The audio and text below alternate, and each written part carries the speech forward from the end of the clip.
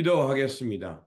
좋으신 아버지 하나님, 오늘도 저희들에게 이 아침의 시간을 허락하여 주시고 주님의 말씀을 묵상하면서 이 하루를 출발할 수 있게 하시니 감사를 드립니다.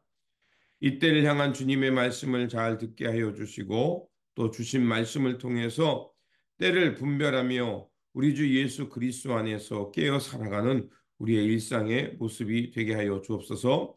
무엇보다도 맡은 바 사명을 잘 감당하면서 이 땅에 빛과 소금의 역할을 잘 감당하게 하여 주시고 하나님 나라의 선한 역사와 뜻을 드러내는 깨어있는 주님의 성도들 되게 하여 주옵소서. 우리 구주 예수 그리스도 이름으로 기도드립니다. 아멘. 오늘 우리에게 주신 말씀은 이사야 22장 5절에서 14절입니다. 주 만군의 하나님께서 친히 환상 골짜기에 혼란과 학대와 소란을 일으키시는 날이 이르게 하셨다. 성벽이 헐리고 살려달라고 아우성치는 소리가 산에까지 사무쳤다. 엘람 군대는 화살통을 메고 왔고 기마대와 병거대가 그들과 함께 왔으며 기르 군대는 방패를 들고 왔다. 너희의 기름진 골짜기들은 병거 부대의 주둔지가 되었고 예루살렘 성문 앞 광장은 기마 부대의 주둔지가 되었다. 유다의 방아선이 뚫렸다. 그때 너희는 숲풀궁에 있는 무기를 꺼내어 오고 다윗성에 뚫린 곳이 많은 것을 보았다. 아랫모래는 물을 저장하였다. 예루살렘에 있는 집에 수를 세워 보고는 더러는 허물어다가 뚫린 성벽을 막았다. 또한 옛 못에 물을 대려고 두 성벽 사이에 저수지를 만들기도 하였다. 그러나 너희는 일이 이렇게 되도록 하신 분을 의지하지 않고 이 일을 옛적부터 계획하신 분에게는 관심도 없었다. 그날에 주 만군의 하나님께서 너희에게 통곡하고 슬피 울라고 하셨다. 머리털을 밀고 상복을 몸에 두르라고 하셨다. 그런데 너희가 어떻게 하였느냐? 너희는 오히려 흥청망청 소를 잡고 양을 잡고 고기를 먹고 포도주를 마시며 내일 죽을 것이니 오늘은 먹고 마시자 하였다. 그래서 만군의 주님께서 나의 귀에 대고 말씀하셨다. 이 죄는 너희가 죽기까지 용서받지 못한다. 주 만군의 하나님께서 이렇게 말씀하셨다. 아멘. 오늘 본문 말씀은 하나님께서 예루살렘의 영적 무지와 교만을 심판하시는 말씀입니다. 이사야 13장에서 23장까지는 주변의 10개 나라와 성읍을 심판하시는 그 예언의 말씀이 연속적으로 증거됩니다. 그런데 이 사이에서 갑자기 오늘 본문 22장은 그 주변 나라에 대한 심판의 경고를 중단하고 유다의 예루살렘을 심판하는 예언의 말씀과 예루살렘의 관료에 대한 심판의 말씀이 나오면서 갑자기 화제가 변화됩니다. 왜 이렇게 갑자기 22장에서 예루살렘을 심판하는 경고의 메시지가 나오냐면 여전히 하나님의 경고의 심판이 있음에도 불구하고 예루살렘 사람들이 삶을 돌이키지 않았기 때문입니다. 그래서 최후의 통첩이라는 그 경고의 의미로 예루살렘 사람들을 지금 심판에 대한 경고를 말하고 있는 겁니다.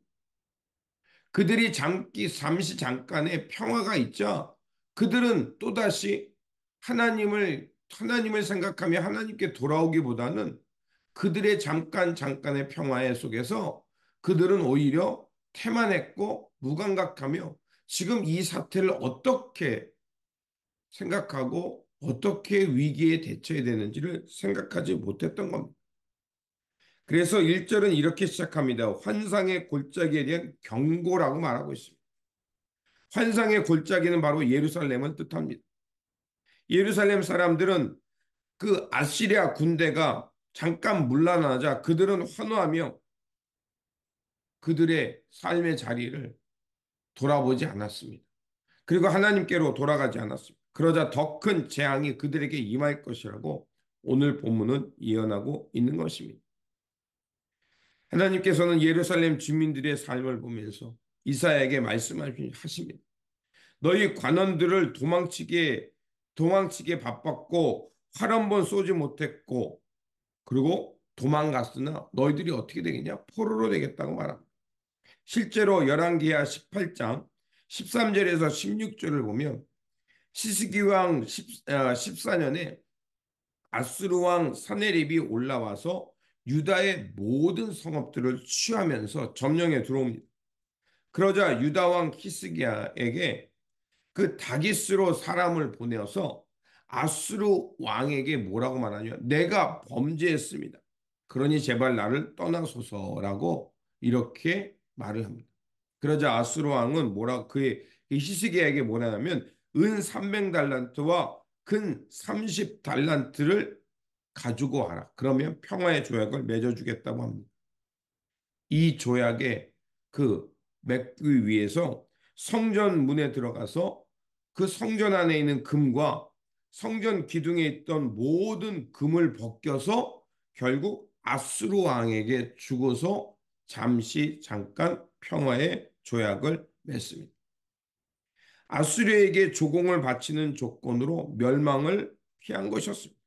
자, 이런 일이 일어나자 갑자기 예루살렘 사람들은요, 아, 평화가 오자 그들은 지금이라도 이 잠깐의 평화를 통해서 군사적 준비를 합니다.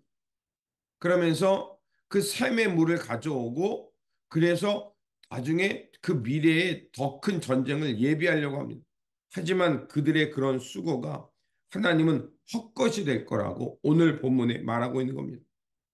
그런 4절에서 5절에 이렇게 됐습니다. 그러므로 내가 통곡한다. 다들 비켜라. 혼자서 통곡할 터이니 나를 내버려 두어라. 내 딸, 내 백성이 망하였다고 나를 위로하려고 애쓰지 말아라. 주 만군의 하나님께서 친히 환상 골짜기에 혼란과 학대의 소란을 일으키신 날이 이르게 하셨다. 성벽이 헐리고 살려달라고 아우성치는 소리가 산에까지 사무쳤다. 그들이 아무리 성벽을 보수하고 잠깐 그 평화를 향해서 그 아수르에 대항하려고 하지만 결국 그들의 성은 멸망될 것이라고 말을 합니다. 그리고 8절에서 11절까지는 그들이 잠깐의 평화 속에서 전쟁을 준비합니다. 숯불궁에서 무기를 꺼내오고요. 다윗성에 뚫린 곳을 보고서 아랫못에서 물을 저장해 끌어옵니다. 이 얘기는 뭐냐면 집을 헐어서 다윗성의 뚫린 벽돌을 보수하면서 전쟁을 준비합니다. 그리고 여기서 나오는 아랫못이라는 것은 바로 실로암 못입니다. 기온샘에서 실로암까지 못을 끌어와서 물을 저장하면서 그들이 전쟁을 준비합니다. 이렇게 전쟁을 준비하는데 문제는 무엇이냐? 이 일을 계획하시고 이를 통해 말씀하시는 하나님에 대해서는 전혀 관심을 갖지 못했다는 것입니다. 11절에 또 이렇게 말합니다. 또한 옛못을 물을 대려고 두 성벽 사이에 저수지를 만들기도 하였다. 그러나 너희의 일이 이렇게 되도록 하신 분을 의지하지 않고 이 일을 옛적부터 계획하신 분에는 관심도 없었다. 지금 예레미야가 지적하는 것은 전쟁 준비를 하는 것에 대해서 뭐라고 하는 게 아닐 겁니다. 문제는 뭡니까? 바로 이 일을 통해 말씀하시는 하나님에 대해서는 아무런 관심을 갖지 못했다는 겁니다. 그리고 무능했던 관료에 대해서 다시 한번 심판합니다. 14절과 15절에 보면 그들이 아무리 전쟁을 준비하지만 심판의 날이 도래할 것이라고 말씀하시고요. 그리고 15절에 궁중 책임자인 셈나에 대한 경고의 말씀이 나옵니다. 왜 갑자기 셈나라는 인물을 말씀하실까요? 15절에 이렇게 되어 있습니다. 주 만군의 하나님께서 이렇게 말씀하신다. 너희 궁중의 일을 책임진 총 책임자 셈나에게 가서 말을 전하여라. 셈나는 누구냐면 왕실의 국고를 책임지는 사람이었습니다. 왕도 있었지만 그 왕궁과 백성의 정책을 세워가는 오늘날로 말하면 국무총리와 같은 사람이었습니다. 권력의 이인자였죠. 그런데 그가 한 일은 뭐냐면요. 자기가 죽어서 더 높은 영화를 누리고 싶고 자기의 시체가 잘 보존되도록 그가 한 일은 바위를 파서 무덤을 만들면서 자기의 권세를 누리는 일에 자기의 인생을 허비했습니다. 그래서 하나님께서는 어떻게 했냐? 주님의 날 19절에서 21절에 이렇게 말하며 내가 너를 너의 관직에서 쫓겨나겠다. 그가 너를 그 높은 자리에 끌어내리겠다. 그날이 오면 내가 힐기야의 아들인 나의 종 엘리야김을 불러서 너의 관복을 그에게 입히고 너의 띠를 그에게 띠게 하고 너의 권력을 그의 손에 맡길 것이니 그가 예루살렘에 사는 사람들과 유다 집안의 아버지가 될 것이다. 결국 샘나는 자신이 맡은 권력과 위치를 가지고서 한 일은 백성들을 깨우고 백성들을 바른 길로 인도하는 것이 아니라 결국 자기의 무덤을 높은 곳에 만들면서 그저 나 때만 아니면 된다. 나 혼자 그냥 그 권세와 권력을 누리면 된다라고 생각했던 겁니다. 전쟁의 위기를 모면했을 때 권력가들은 백성들을 돌보면서 하나님께로 이끌어야 했습니다. 그런데 그들은 그러걸 하지 않고 오히려 망할 때가 됐으니 먹고 마시며 즐기고 내일 죽자라는 생각으로 쾌락과 방종에 빠졌던 겁니다. 하나님은 그런 예루살렘의 무지함과 나태함을 심판하시면서 그들의 권력과 그 관복을 벗기면서 무참히 통곡하게 만들겠다고 말하는 것입니다.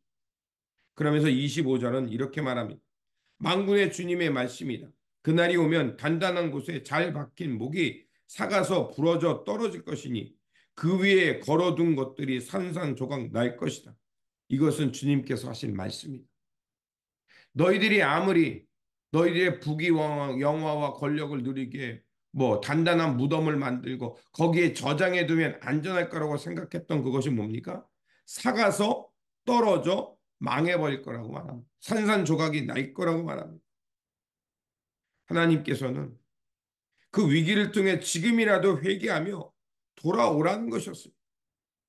위기를 벗어나기 위해 성벽을 보수하고 대책을 강구하는 것도 중요하지만 그 위기를 통해 하나님께서 말씀하시는 하나님의 뜻이 무엇인지 깨닫고 하나님을 향해 돌아오라는 것이었습니다.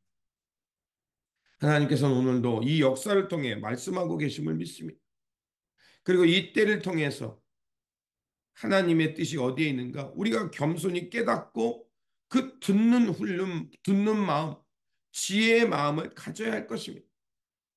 그럴 때 하나님께서는 주님께 회개하며 돌아온 자를 긍휼히 여겨주실 뿐만 아니라 우리로 하여금 하나님의 선한 뜻이 무엇인지 알고 우리에게 맡겨진 이 삶의 자리에서 사명을 잘 감당하게 하실 거라 믿습니다.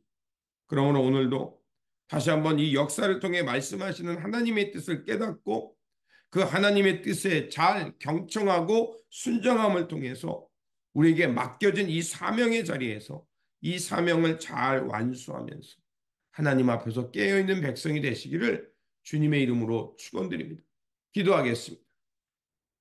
참 좋으신 하나님, 환상의 골짜기인 예루살렘을 향해 외쳤던 그 선지자 이사야의 소리가 어떤 의미인지를 깨닫게 하여 주옵소서. 하나님의 호수에도 아랑곳하지 않고 예루살렘 사람들의 그 방탕함과 무잠의 모습을 우리가 다시 한번 돌아보게 하여 주옵소서. 하나님께서는 오늘도 수많은 표적을 통해서 우리를 깨우시고 있고 주님의 뜻을 깨달으라고 말씀하고 있습니다.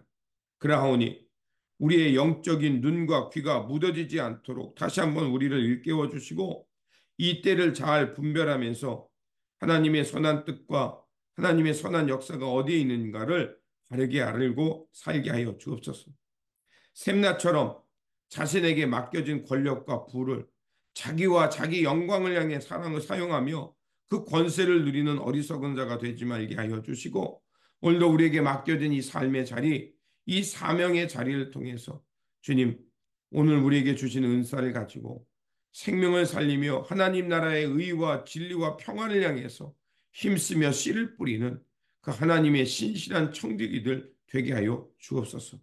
우리 구주 예수 그리스도 이름으로 기도드립니다. 아멘.